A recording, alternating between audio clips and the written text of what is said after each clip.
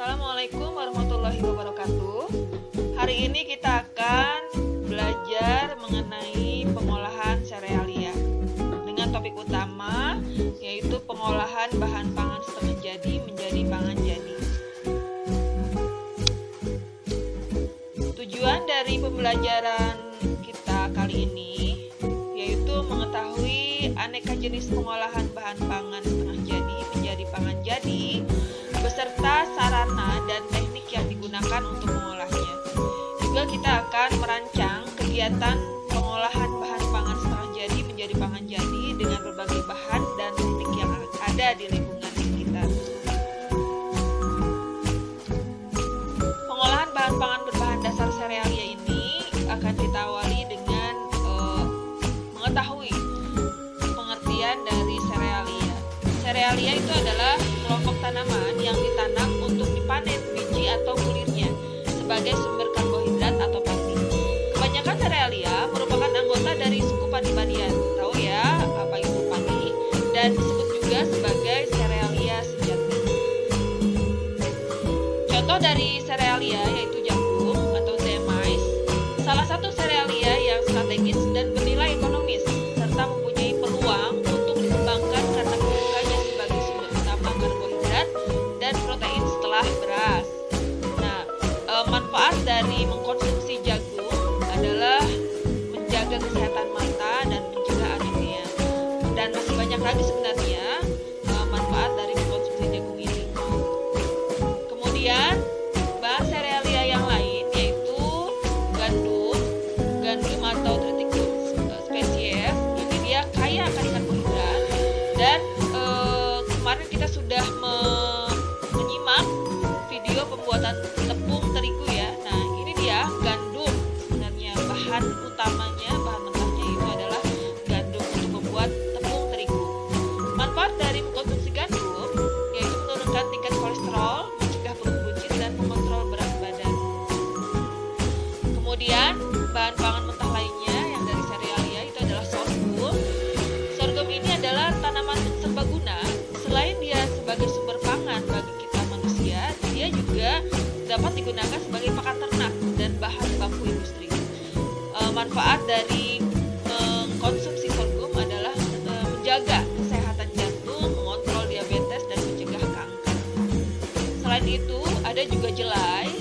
Mungkin ini asing ya, tapi ini banyak digunakan sebagai pakan ternak, penghasil malt. Ya tahu ya, malt itu nanti biasanya itu kita temukan di minuman-minuman ya, dan sebagai makanan kesehatan. Manfaat jelai ini dia ketika kita mengkonsumsi jelai itu dia membantu mengontrol tekanan darah, dan lalu juga untuk kesehatan tulang dan kesehatan jantung.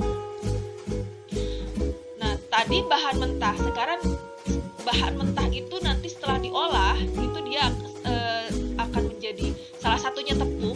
Itu dia tepung itu masih setengah jadi ya, hasil olahan dari bahan mentah menjadi bahan jadi, namun belum dapat langsung dikonsumsi oleh kita.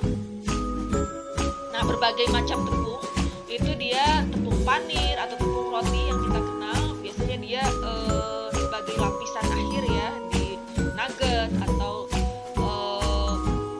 goreng pisang dan lain-lain ya. Tepung singkong, kemudian tepung gandum, tepung sagu, tepung kentang, tepung jagung, tepung pisang, tepung umbi-umbian, tepung kedelai, tepung sukun, tepung beras ketan, ada yang ketan hitam atau ketan putih dan lain-lain. Masih banyak lagi berbagai jenis tepung. Nah, teknik pengolahan tepung menjadi bahan pangan jadi itu biasanya direbus, digoreng, dipanggang, dikukus atau juga bisa dibakar. Kemudian bahan setengah jadi tadi ketika sudah diolah itu menjadi pangan jadi yang siap dikonsumsi.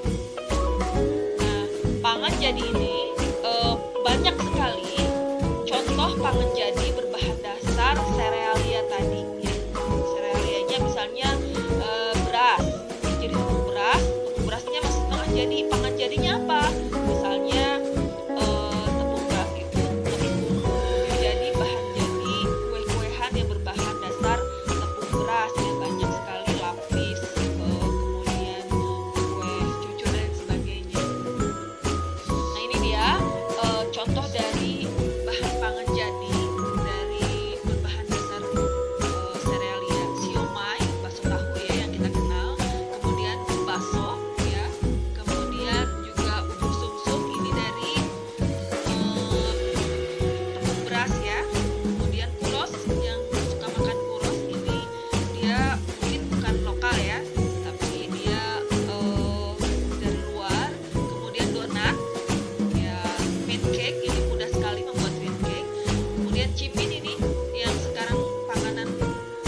makanan anak sekolah ya, dengan martabak manis tentunya kalian tahu. Kemudian pempek ini dari Palembang, tapi juga di Bandung banyak ya yang menjajakan pempek ini. Bubur candil, kemudian klepon, cilok, batagor, kue kering ya, ini banyak sekali varian kue kering. Kemudian kue lapis, bala-bala ya, ini dia gorengan, dia juga dari tepung terigu. Kemudian nugget, ini dia juga selain ada ayamnya, terdapat tepung terigu juga. Kue putu ayu, kemudian kue pukis, takoyaki, ini dia panganan dari luar yang juga sekarang sudah banyak dijajakan di lingkungan sekitar. Cireng, ini dia dari tapioka. Roti, ya ini dia banyak ya varian roti ini. Nah, itu masih banyak lagi sebenarnya ya. Nanti kalian bisa mengeksplor kemudian lagi. Kemudian rancangan proyek yang nanti puncaknya akan ada di UTS, itu dia kita akan membuat rencana proyek apa saja jenis pangan, alat dan bahannya, kemudian cara pembuatannya bagaimana, nanti kita akan praktekannya. Lalu kita pun nanti akan belajar membuat logo